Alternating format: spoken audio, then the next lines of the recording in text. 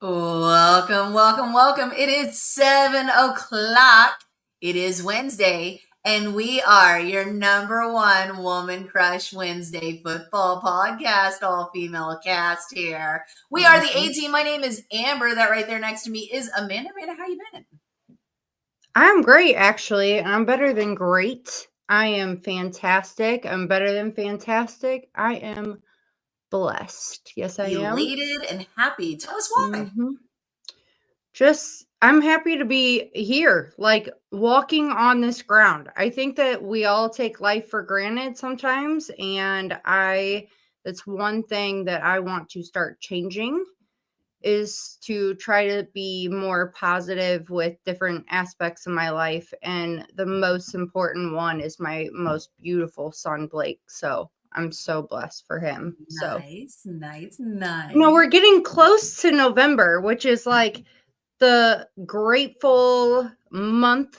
Well, we should be grateful every month, but it's, before Thanksgiving. Yeah. Well, before Thanksgiving, we got to get through Halloween. And I'm wondering, what do you think of my costume here? Baby. Can we take a look at these beautiful colors? Here we go. How about a logo? This is an official jersey from the one and only COFL Texas Syndicate.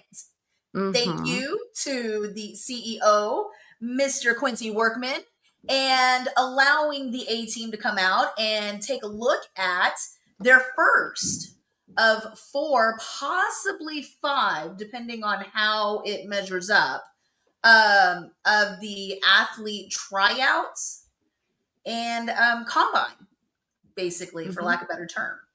Combine is not just a piece of farm equipment, folks.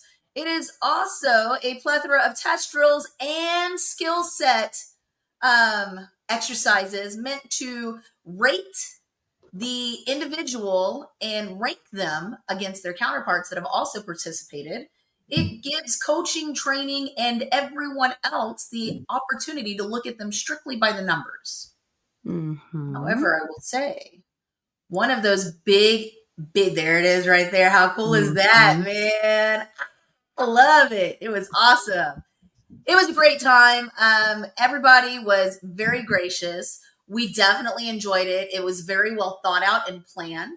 My hat's off to you, Mr. Quincy Workman, for doing what you need to do to ensure that these young men have a place to go if they've not been selected for college and if they've already graduated high school. So if you yourself have a son, a nephew, a kid brother, somebody, a husband, who knows? You never know how young kids are getting married nowadays.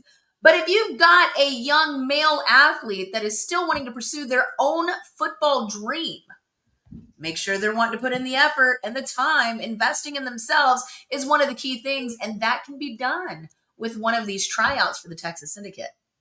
And let's play this video. With that being said, Ambra.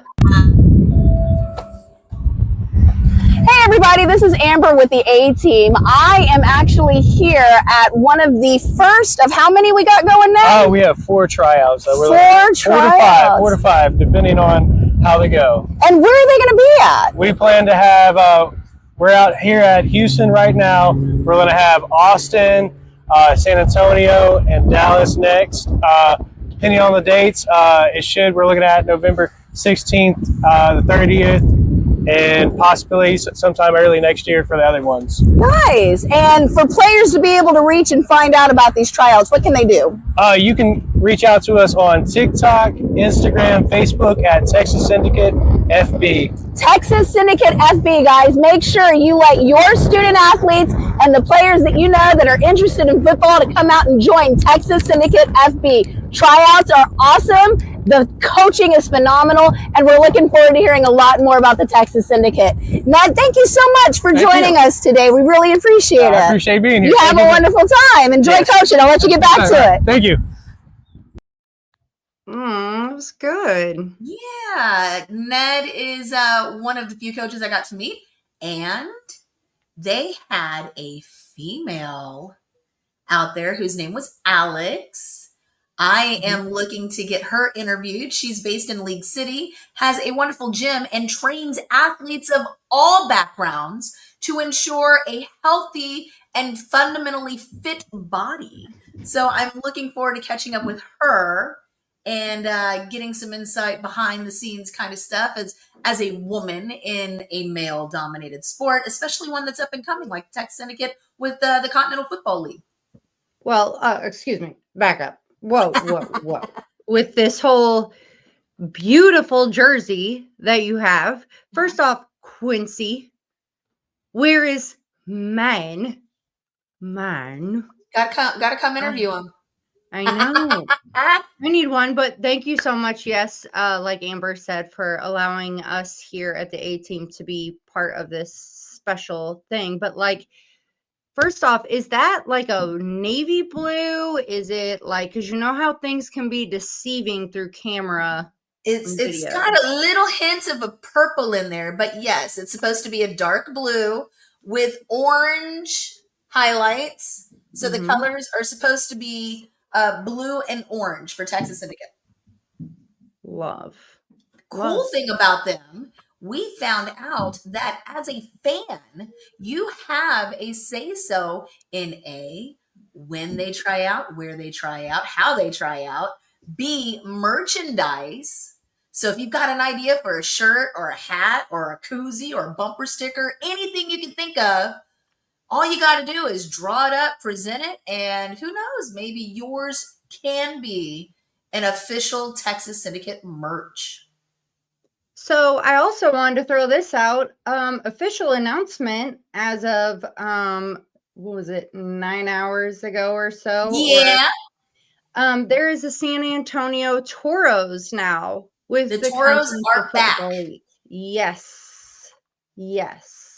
I am rather stunned, to be honest, that the San Antonio Toros are back, given the fact that San Antonio was real quick to let the UFL Brahmas go. And the city of San Antonio has definitely got some splaining to do, Lucy. I'm just saying. That was pretty good. That caught me off guard. But first off, I really am liking the T in the Toros. I really love that. I wanted to throw this out there because I was thinking about this earlier. You know, I'm from Iowa and everything. You know, there's some things to do in Iowa, but there's not a whole lot of things to do in Iowa. And, you know, I just happened to Google and look up how far Des Moines, Iowa, from like here in St. Louis is, and it's about 5 hours and 32 minutes or so.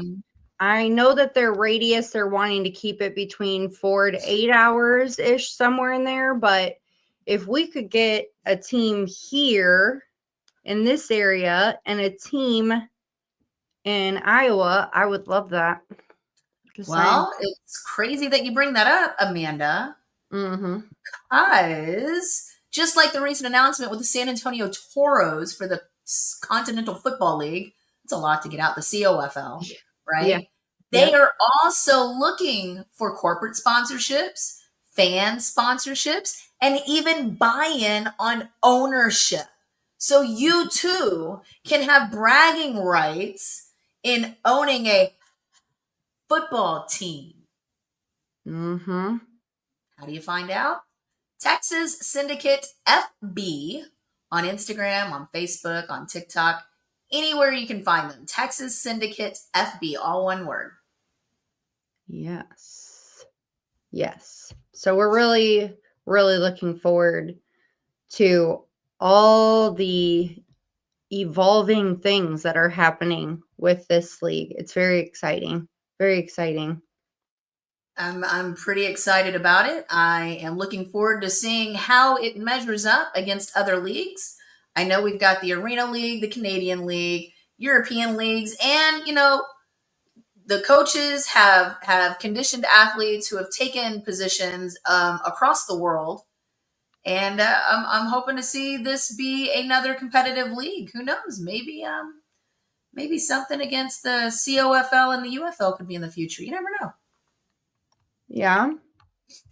Do we have any thoughts about anything UFL related at the moment? Well, I don't know if y'all knew, but the Battlehawks offensive coordinator, Mr. McGowan, is that how we say his name? Mm-hmm. Yeah, Mr. Phil McGowan, he has left the Battlehawk organization for, you get this, the Berlin Thunder. What? Who would have thought? I'm also seeing that there are some recognitions to be had with UFL players in the Mm-hmm. NFL, as Mm-hmm. well as potential NFL teams looking at the UFL as a farm system for some of these players. Mm-hmm. So I'm really excited to see it start to take place, start to take shape. And I'm looking forward to seeing what the upcoming season has in store. I know Mike Rapoli has had some recent announcements. I also know that there's been some blabber in the UFL ether. And I'd say, guys, just be patient. You know, the hurry up Mm-hmm. and wait is the hardest part. That's right. And you and your husband, Mr. Predator, just recently made a post. I kind of want you to talk about that a little bit and your decision making when We going did. into that. So, I mean, I understand, you know, emotions are high when you fight so hard for something that you absolutely love, like the Houston Roughnecks. Mm-hmm. They will always hold a special place in my heart. However, we came into the UFL, well, into the XFL, with the intent of it being a league for the fans and the players. Can't have fans without players. You can't have players without fans. You know, you got they help it. The league is there for the players, for the fans. That being said, we decided to go ahead and keep pushing, help the Houston Gamblers, make sure that we've got our spot for Shell Stadium, working with our tailgate and our people in there to make sure that we're grouped together, and be on the lookout for new merch, be on the lookout for new updates. And if anyone has great ideas, I'm open to them. I do know that some of the players reached out to us personally and thanked us for deciding to return. And I will tell you right now, it is because of you guys, you players, it is because of the fans that we are coming back. Will we see the Predator couple at some Texas Syndicate games? Potentially. Who's to say? You never know. Okay. You know, you guys are growing and you grow all the time. Just saying. Yeah. Former Battlehawks defensive back Nick Whiteside had a great game with the Lions this weekend. Dead. Shout out to him. And can I just say, those uniforms for the Lions that night, I absolutely loved. That black and Really? blue, that chromish looking blue. Yes. Loved it. Love, love, love, Amanda, you're all about the uniforms and I'm all love. about the play. Listen. If football players are gonna go out there and I gotta look at some dingy thing looking like it's from Party City or something, I can't watch it. Mm-mm. Well, we did start it As long as off. those nylon pants are real spandexy and real stretchy and show really good lines, that's a win-win column for me. I'm done. I am so done. I will say the games were Top of the definitely bucket. good. A lot closer than some of the games that we had last go around. However, quite a few. There was one was a close call, was the Giants and the Broncos, right? That one was a nail biter. Yeah, they are. The black and blue helmets are really cool. I'm not even gonna lie. That was definitely a nail biter. It was a great game. The Sunday night football game against the Dirty Birds of Atlanta and the Niners of San Fran. Ooh, nice. Good to know. Look at that, guys. Interesting. Okay. I see Interesting. y'all. I see y'all. How about those The Broncos? Niners did break out over Bo the Nix. Falcons. The Cowboys actually upset the Commanders with CB Lamb, I believe, was back at the helm for quite a bit of the show. And then the Packers took over the Cardinals. Of course, the Broncos, we got Broncos fans in the house. Yeah. Broncos squeaked past the New York Giants, so they were feeling a little bit small. The Colts definitely took over the Patriots. The Buccaneers, I guess their ship sank because it wasn't even 2 digits on their score against the Lions. I couldn't help it. And then the Texans, that was a late Monday night football game, right? But here's the kicker. It's not like the Lions played great either. That's what Because I'm they saying. really didn't. So I don't understand what's going on in the world of football right now. I really don't. There's so many teams right now that I'm like, what's Well, going on with the Colts? Like, I what's think going on with, you know what I mean? Like, where is this coming from? 31 was the magic number because we had 3 teams that won with that score 31. And I'll be honest, it's kind of a bit of a number that's hard to hit, to be honest. 31. I mean, you hit the touchdowns and then a good field goal at the end. But when you think that the Dolphins and the Browns, with that 6-31 win that the Browns took, would be the biggest deficit between teams. No, not at all. The Chiefs shut out the Raiders and left them with a big old goose egg. So that was kind of crazy. Some of the injuries that I do remember seeing was Mike Jaden Evans. Daniels. Yeah, him too. Man, some of the Darren Waller. Yeah. Yeah, I feel really, I mean, I shouldn't say this, but I feel sorry for Jamar Chase. Like, he's such a good player with such a terrible team. Right. Yeah. It's I mean, terrible. Nico Collins, Aaron Glenn Was out decided too. not to, like, he wanted to, but hesitated. I don't know why. But the veteran, the QB, Todd Taylor, Tyrod Taylor, something like that, the knee, but he should be good to go, is what I'm being told, So, I wanted to ask you this real quick. What is going on with the Eagles offense? right?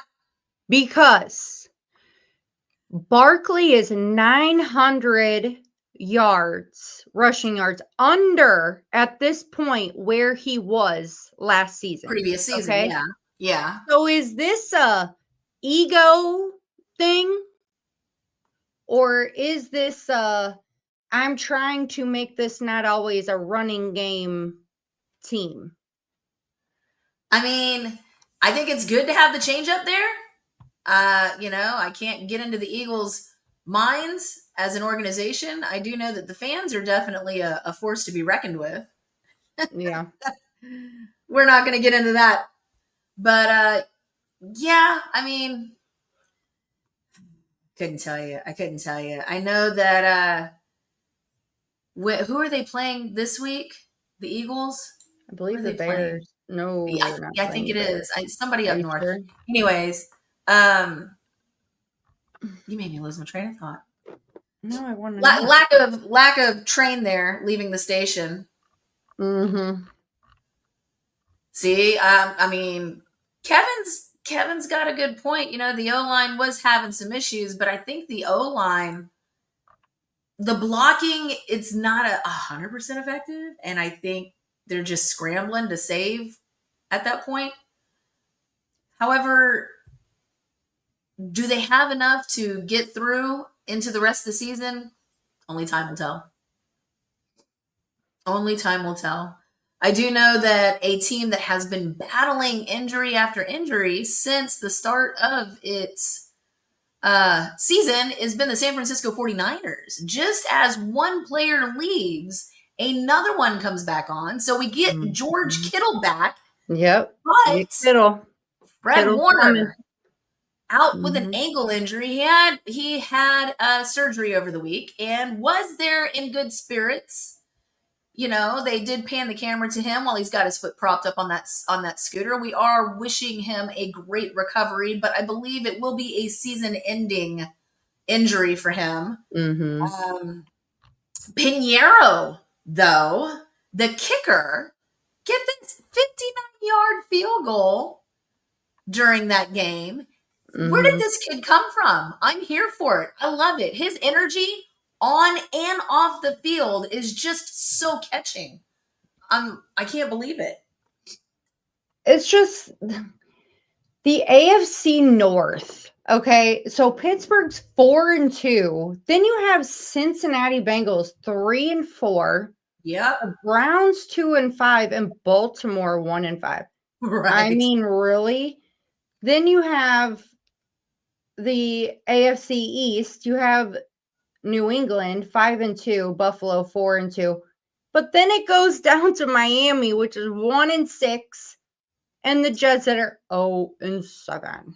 Right. So it's I'm just not seeing how this is. It's just this the teams are not the way I had anticipated this season going by any means. Bruh, everybody's fantasy football is messed up. That's for sure. If your fantasy football is doing well, you are either lucky or have some insider information, in which case, please reach out to me. You can find me here at the ATeam. I need the tips, guys. I need the tips. I mean, your team, 49ers are 5-2 and Seattle is 5-2. Like, what is going on? Yeah, it is a fight. Why don't we have Sam Darnold? I don't even want to get into my team because, well, maybe I should, because none of the other media outlets ever talk about the Minnesota Vikings at all. But so why? Maybe I should. Huh? But why? Because they're fighting the injury boogeyman too. I mean, come on. This coming Thursday, they're playing the Chargers, right? And you still have CJ Ham. You still got Dawkins and Jones, McCarthy, the QB, O'Neal, Xavier Scott, Van Ginkel, which I freaking love the name. I adore him. And then Carson Wentz. Two of them being quarterbacks in that list of injuries there. Those guys are out as of right now. Well, but there's hope for you guys. There is hope for Minnesota because the Chargers have some offensive linemen, some linebackers, a DT, a couple of OTs, and a running back that are out. You've got Alt, Caldwell, Deculus, I can't pronounce it. Then Haskins, Molden, Perkins, and Saylor are all out with injuries. So is he going to balance out? Who knows? But Thursday night should be a fun time for football. Catch the Chargers and the Vikings battle it out. 8:15 Eastern time tomorrow night on your local stations. Yeah, it's on Amazon, I believe. It's just very frustrating because I feel like that defense just continuously beats the drum, literally no pun intended, with their big old drum they have there every single time. And it's like 3 and out, 4 and out. And then it's just, I don't understand. I know you have to rebuild teams. I understand that. I understand that, out with the old, in with the new, whatever. I feel like that's a lot of what's going on in the NFL right now. Because I feel like there's a lot of rookies. There's a lot of newer players coming in, which I think is great because that's what makes the whole league evolve. But at the same time, it's making for a really weird season. It is. It's like a hodgepodge of a season. It's like they're They're just trying to save the puzzle pieces before they fall apart. Mhm. Mhm. But Mhm. I will say that I'll give y'all a great report next week on the Niners and the Texans.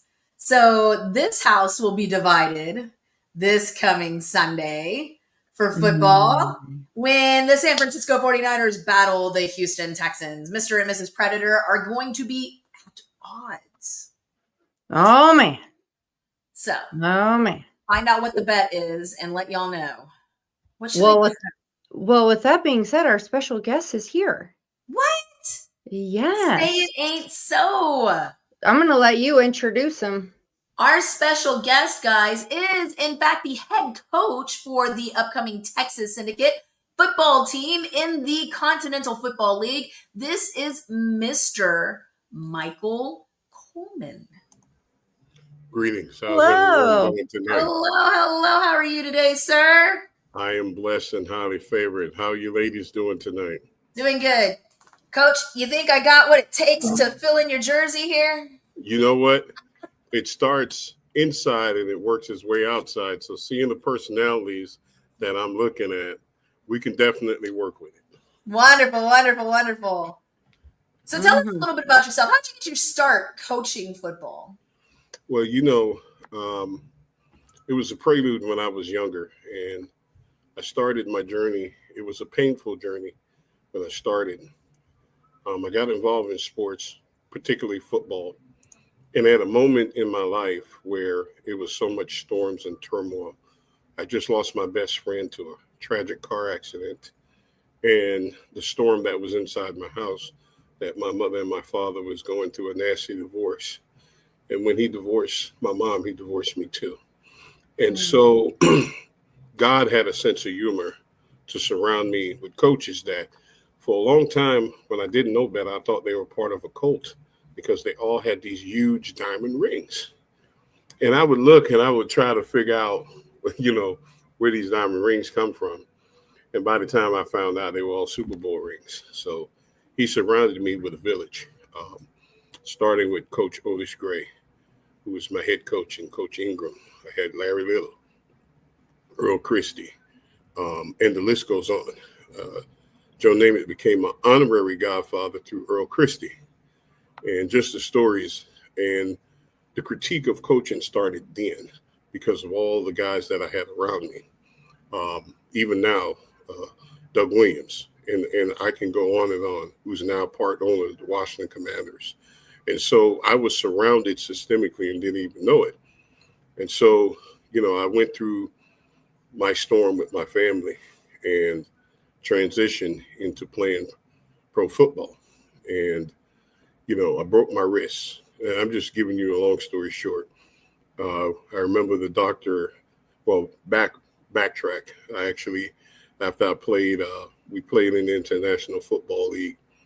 And they turned around and we became they shut down the last USFL team that played in Birmingham. And they moved it to Huntsville, Alabama. There I had Robert, I don't know you remember him. He won a championship in college football, University of Alabama. He won number 34. He passed away. Pierre Good, Danny Woodson, Prince Wembley, Kenny Battle, Tay Galloway. We all played together. And it was a prelude. And when that shut down, ended up playing arena football. I played against John Fourcade. I was teammates with Kosaki Jones, Ted Robinson, Russell Copeland, Kevin Cooper that passed away. And so I was a player coach and I was an assistant GM, but I did all the GM work. And I transitioned from there to what you see now. And I remember my agent telling me, he said, when you're done playing, you're going to be one hell of a coach. And at the moment, I took it personal because that's something I didn't want.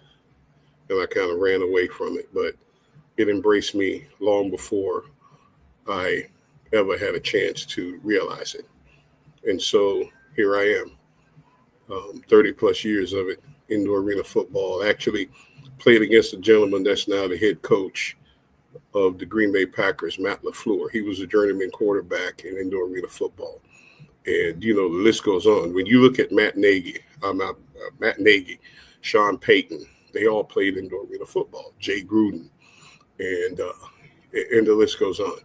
So there's the relevancy there to prelude to the game that you see the go fast, and now the hybrid defense. That's where it all comes from, and that's why I took Kurt Warner. And the irony of Kurt Warner meeting him, knowing him, is that his guy that was an MVP, Isaac Bruce, was one of my high school teammates coming out of high school. And so, yeah, crazy but true. Right? It's just so much like that it goes full circle. it goes full circle. It's it really does. It is the. And Coach, I gotta tell you, Yes. you know, Quincy Workman, your CEO for the Texas Syndicate, he had nothing but positive things to say about you. Could not, as much as I tried to like work a question and finagle it, could not even get a bad compliment, which is kind of crazy. You know, I know that he's issued statements about you. And I mean, you truly embody the essence and the vision of the Texas Syndicate, the grit, the growth, the greatness. He was like, yep, he's the triple G. And I'm like, oh, okay, he's the triple OG. And I'm like, well, all right, good to know. Grit, greatness, and growth. What do you think about that, Coach? You know what? It's if you take a diamond, people look at the diamond that shines. They don't realize the backdrop. They don't realize. Are you guys still there? We're still here. We're here. They don't realize that diamonds are made in the rough. It takes a lot of pressure. And a diamond actually don't look like a diamond when you first look at it. It's a painful journey for something that beautiful. Like you look at a rose, same thing. Every rose has its thorns because you have to be able, if you want to enjoy the beautiful view of it, smell it, there's a painful association to it. Perfect example. I've mentored a lot of young folks throughout the decades. Last year, I lost 3 of my players that I coached and mentored. One was Ray Lewis III, the son of Ray Lewis. I mentored him. I gave him his first professional football start. He played for me. And I lost track of him years ago because he played with all the young men that I mentored down in Fort Lauderdale. And I was the head coach of the Mustangs, and I recruited some kids from Virginia Union. And that's how the conversation with Ray came up. And he was like my son. All these players are like my sons. And of course, long story short, we lost him last year. Everybody wanted him. He's a smaller version of his dad, but he was just, I'm telling you, this kid is multi-talented. He can play offense, defense. Nobody stopped to ask him about his mom. His mom, when I tell you she was a world-class athlete, that's where he got his speed from. And, it wasn't about his dad because he needed to carve out his own legacy, not of his Super Bowl father. Right. And we lost him. I lost another young man, Wandale Rutledge, that I coached. And then another kid, I had just got him a contract to go and play in Canada. Last year, Thanksgiving was on Thursday. He got murdered in Houston, Texas, downtown. I don't know y'all from Houston. The kid that got shot to death, Tomas Noonan was his name. That was like my son. And I didn't know what it was preparing me for. This past April, I lost my youngest son. He was shot 8 times, 3 in the back, 5 in the front. So it's been a painful journey. So this is personal. Coaching is a ministry. So I want to ask you about that. Like with going through these hard times, how do you separate the two with coaching, but then having that bond with the players, like in their parents and their families? Like, how does that work with you kind of gaining that trust with them? Well, we understand influence, right? Mm-hmm. And we look at I look back at myself because I got to start with myself in the mirror. When you look at this, coaches have more influence on kids and young men and young women, more so than their own systemic families, more so than a clergy would, more so than anyone. Coach does. And it's personal because that's the same thing that it was for me. Mm-hmm. So it's a testimony. Yes, it could be considered vicarious living, but is the X factor. And you know what's sickening is that you got a bunch of young men and young women that are walking around feeling like they're broken none, but they're not. The X factor comes from within. You got to coach it out of them. And what is it? The transition from being an amateur to a professional. What's the difference? Is it speed? Is it size? No, it's the critique. You have to know how much water to put in your body. You have to know your basic hydration protocols, your basic nutritional protocols. Kids coming out of college, for instance, football, a lot of kids that play defensive backs, safeties, they got to realize nobody's teaching them, hey, the hash closes down. You got a smaller hash to work with. Field presence, field tendencies. And these are things that you practice, knowing how your pursuit angles. It's not a direct angle, it's indirect. And knowing the breakdown of the field, knowing what to do, your tendencies, and that's where you bring out X factor in kids. I'm not a coach that would look and, okay, I got tons of playbooks. I can sit and draw up plays. But how should you be a master of plays and nobody can execute not one? So we go back to the basics, the basic angle tackling. That's why kids are breaking their necks. I lost a kid on the football field that ran into a wall and he was dead before his body hit the ground. Mm-hmm. And so you're looking at now, it's a violent sport. How do you teach it? The comprehensive nature of it begins off the field. That's the difference. That's the buy-in. The buy-in is, I have you. Let's get acclimated to your why. What brought you here? Mm-hmm. How can I help you with this? And then it starts with an apology. It starts with an apology of proxy, because as coaches, we're that proxy. We have to realize as coaches, we are a proxy for everything that went bad and for the voices that they won't hear. So we have to first be able to stand in proxy with these young men. Mm-hmm. That's how you bring out the X factor on and off the field. How? Because that's what happened to me. I had coaches that would knock on my door. And when I felt like I was broken, they sat me down and identified and separated the brokenness from within and the brokenness around me. And I realized something. All the brokenness came from within. And it acclimated me back to myself. So when a coach looked at me, when Coach Gray or Coach Ingram or Coach Coleman, when they would look at me, and Coach Christie would say, young man, you're born for glory and destined for greatness. I would feel that. Because now we've addressed the problem instead of putting a Band-Aid on it and putting it on the shelf on the back burner. We have to address it first. So when we step on the field, we're able to utilize that X factor that we can look at each other and know, I'm trusting you with a system. And the autonomy of it is that you're able to go out here now and perform to your God-given abilities. Mm-hmm. Man, Coach, I love hearing the depth in which your passion is. It is abysmal. I mean, it is just the deepest, darkest pit of passion, and you are pulling from it. You're drawing from that well every day and just showering it into these players and into these athletes to give them not only the fundamentals on the field, but also the fundamentals to survive off the field and to be better and improve potential for future generations to come. Your impact is boundless, Coach. And I hope that you do understand that.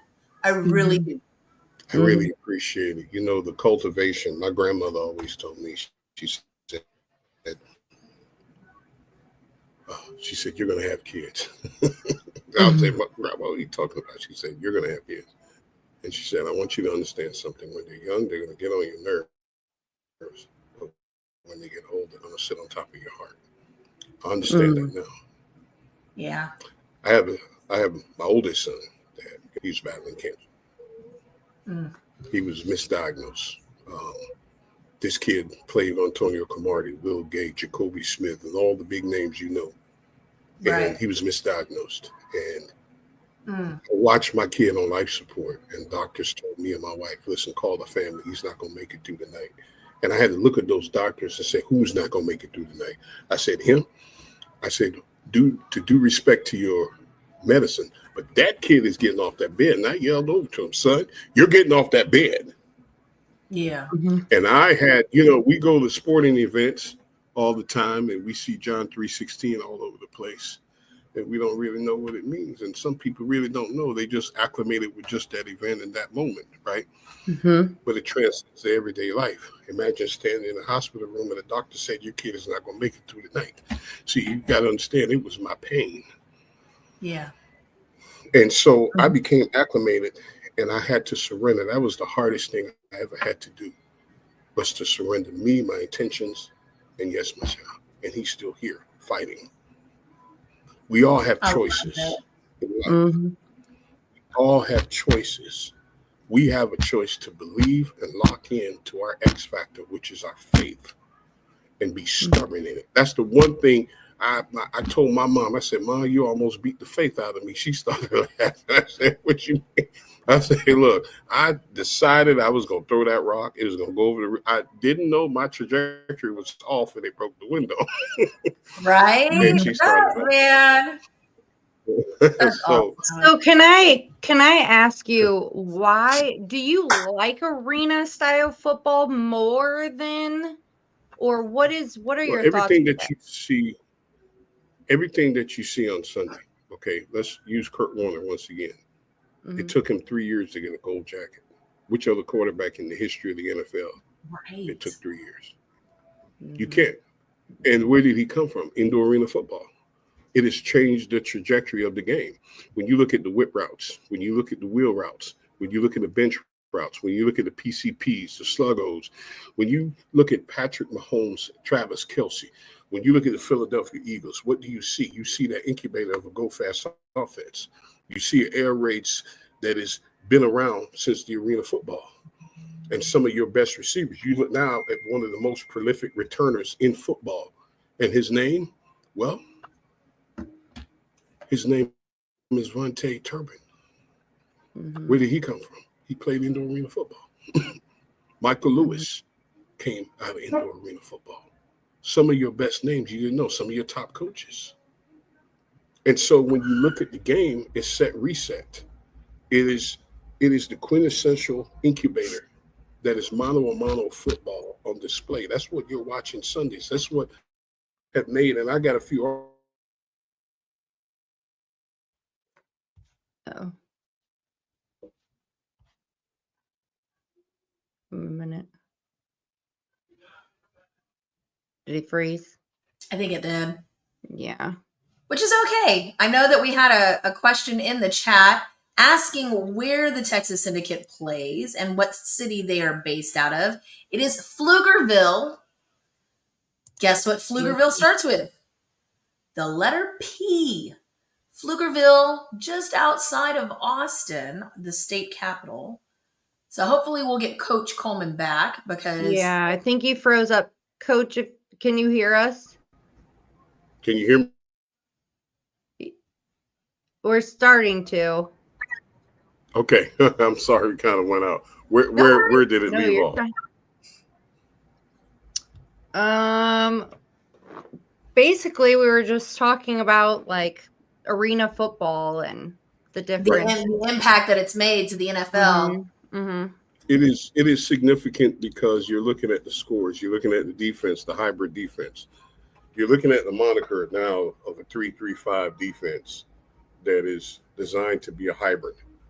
And it's going to stop the go fast. It's going to defend the go fast, the run and the pass down in the distance. Right. When you look at indoor arena football. So then, Coach, do you see any other potential changes that the indoor arena football might bring to other leagues? I mean, you look at the CFL.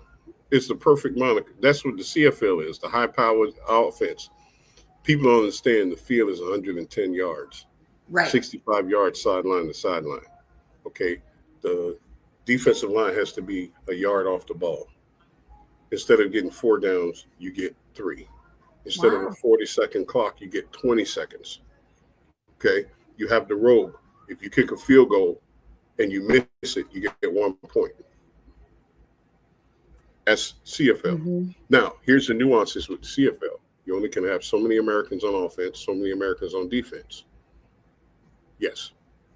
Wow. And you're looking at a bigger field now. The hash is bigger, and the players are typically smaller and more stealth because you have a bigger space to cover. And in addition to that, you have more tempo. So the CFL, God bless you, the CFL would be acclimated to a 2-minute offense. And you have scripts. So now that's your wristbands. And you're scripting. And your script, you can't bring a whole lot of scripts. You're just able to audible out different plays. So now you're looking at receivers in motion. You got full motion with your receivers. You can go high motion, low motion. And so now you can go pretty much empty backfield with a back that is now acclimated. So on defense, you're forced to make a choice. Are you going to play with 2 safeties or 3? Yeah, you're coming up or you're falling back. Right. So now you're playing in the down. You can still play with a Mike linebacker, but you have a choice. Do you want to switch out of Sam's linebacker or Will? And most of the times it's your Sam, which is your strength. And so you already know Will has your backside. He has to stay in the flats. He's going run the pass, and he has to stay wherever he vacates. That's where they're coming. So now we cut out the digs and the zips and the quick passes, and they have to go up. So now you got to have your 2 high guys, and they have to play with the field in front of them and keeping everything in it. Looking at the field to the backfield, back to the field. Yes. Right. Knowing how to play the down and the distance to the hash. And it's textbook offense, but you go back to the basics, right? You can have combo coverages. You can play zone to man, man to zone. But everybody has to be able to go man. You have to know tendencies. The outside folks, you already know you're taking leverage to squeeze everything on the inside. Offense, you know you're going to have a rolling pocket. You're going to have your quick zips and zooms. You are now going outside the hash. You're playing now between the hash to the numbers and numbers to the sideline. Yeah. Versus so I guess the pocket QB is getting ready to become an obsolete weapon in an offense. You're gonna have to deal with more scat backs, especially you're gonna have to read that those quick routes and have that higher impact defense coming back at them. I feel like that's an amazing. You're gonna have. I'm loving it. I have to tell you who you remind me of. I have to tell you. Go ahead. So, do you watch the show First Take? Who's that? You remind me of Swagoo. I know what you're saying. And I'm telling you, do people tell you that? You kind of broke up a little bit. I said, do people tell you that you look like him? All the time? You look like Swagoo. Who's that? Swagoo from Swagoo from First Take. You look just like Swagoo from First Take, I'm telling you. Yes. So can I ask you this? What is it about the Continental Football League that drew you to them? Explain that to us a little bit. Well, I was making some decisions on my coaching trajectory. The history of the Continental Football League. It was always a portion of American and CFL football, Canadian football. And once again, we spoke about Kurt Warner with the significance of indoor arena football, right? Mm-hmm. Well, how about Bill Walsh? Never played a lick of football, but one of the greatest to ever coach the game. And so you look at the game and the nuances of it. It was grassroots because it dealt not just with guys that played college football from small to big, but guys that really didn't get a chance but still had the talent and had the X factor that just needed a place to showcase and incubate and build and receive tangible coaching. And now you look at the Continental Football League, that in the fourth quarter, we go to the continental shift. Yes, the field is not going to change, but the rules are. So now we're still able to embody both arena. I mean, if you look at it, it's going to be CFL, NFL arena all in one. And you look at the changes on special teams in the NFL. It was the perfect incubator that was started and spearheaded by the XFL. And then, the merger between the USFL and the XFL that gave us the UFL because they had too many injuries on special teams. And it was just too much for them. And their insurers, they were having all of this, workers' comp, everything was crazy. So they had to have some type of safety measure that now you see the kickoff with the zone and the halo and the zones to kick. So, but, for us, we're going CFL rules. So, and that's pretty much when the fourth quarter happens, there's no fair catch. 5-yard halo, that's it. And so it's the embodiment of all three genres in one. And it's mid-market. You're looking at markets that it's mom and pops. Those are the cornerstone. We can never forget the cornerstone markets, right? Because before there was big media, it was always the oldest form of advertising, which is word of mouth. It was the community built. Yes. And so you're looking mid-level markets, 5,000 to 10,000 seat arena, regional facility that have a little dust on it. You got to brush it off. And it's something that is going to spark an economic development type situation to where now families can afford it. They can afford to come and see an indoor game, but now they can come out and see a professional outdoor game. Right. And you can bring the whole family and the whole community, and you can say, this is our team, because we want to plant our flag in the community in such a way that we help to cultivate, that we help to build, we help to address things, and we become the perfect catalyst, like ideas of having a box at every game where people bring non-perishable food items, a lightly used gift card to help for respite, something that now, yes, you see that, you're sparking it. So now we could be the perfect storm and the perfect catalyst for you to now maneuver your excitement and now build within the community. Now with social media, you're looking at algorithms now. This is where a lot of algorithms are in the small markets. Yes, because you look at it, when the NFL did their test market, they did it for a decade to finally launch their network. So anybody that has a satellite uplink, whether you're in Timbuktu or parts unknown, you can receive their product. Well, look at it as the Continental Football League. With all the colleges that exist on the planet, in this country, it is impossible for everybody to play in the NFL. You should have a shared system, right? Imagine a shared feeder system to where you can go in a transaction wire, pick up a guy over here from the UFL, pick up a guy over here from the Continental Football League. That's the perfect storm. And we can not just help to build the integrity of the game here in the U.S., but also in the CFL and also in the world. Because you know what the NFL is getting ready to do, right?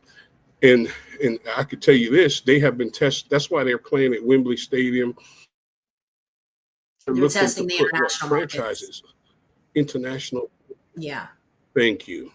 They're testing think about international markets.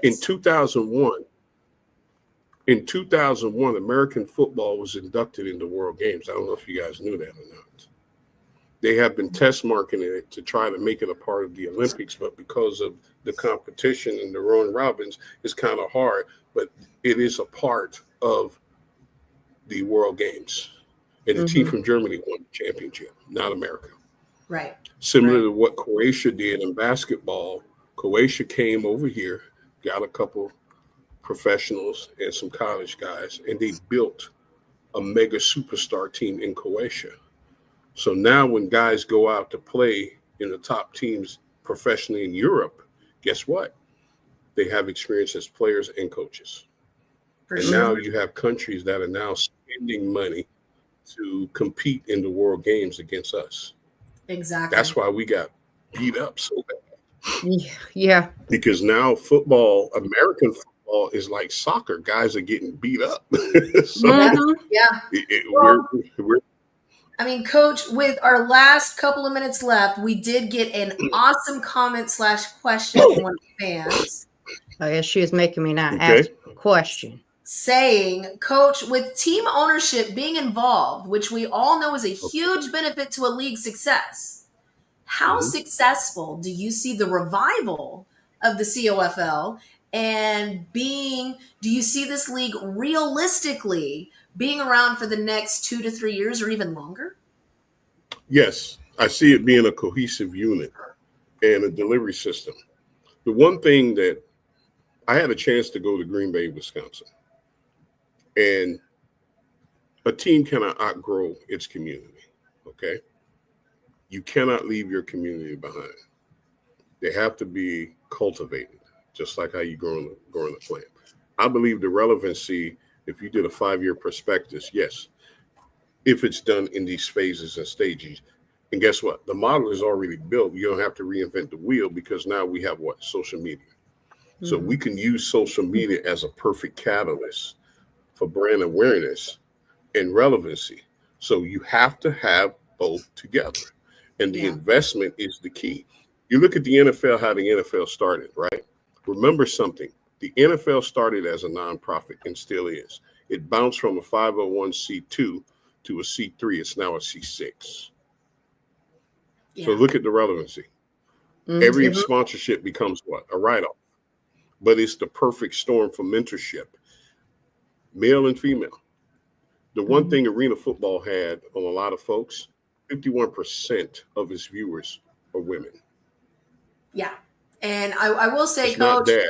It's I think the X factor that you spoke of earlier for the COFL is the fans' potential for ownership. Who came up with that?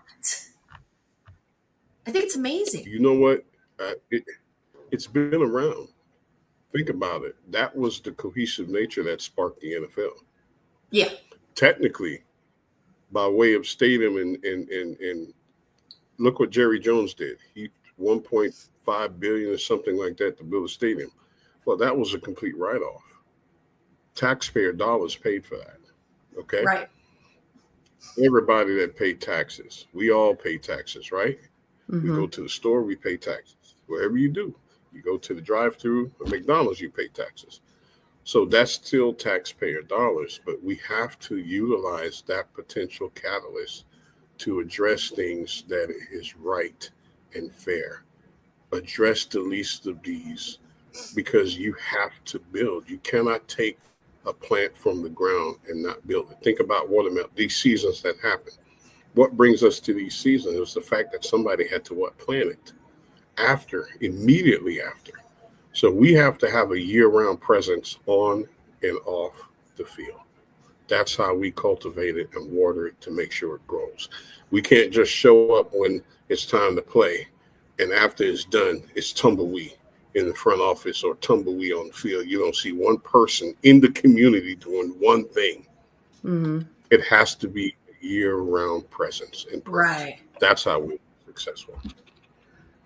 Where do people go to be able to sponsor and sponsor to like teams and stuff? How do they do that? Get in contact with the syndicate. Get in contact with Mr. Workman.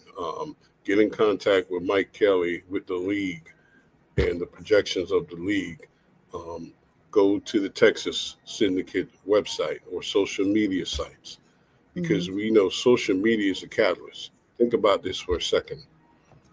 If you have 500 fans in the stadium, right, by way of social media, with the premise of every fan has 5,000 friends on Facebook. Let's just use Facebook. Within a matter of minutes, you have to do 500 times 5,000. and those friends and those friends and those friends by way of algorithms. And that's just one social platform. That's infinite. That's It for is. sure. That is. Coach, we People appreciate use your social time, media sir. for their personal. Yeah.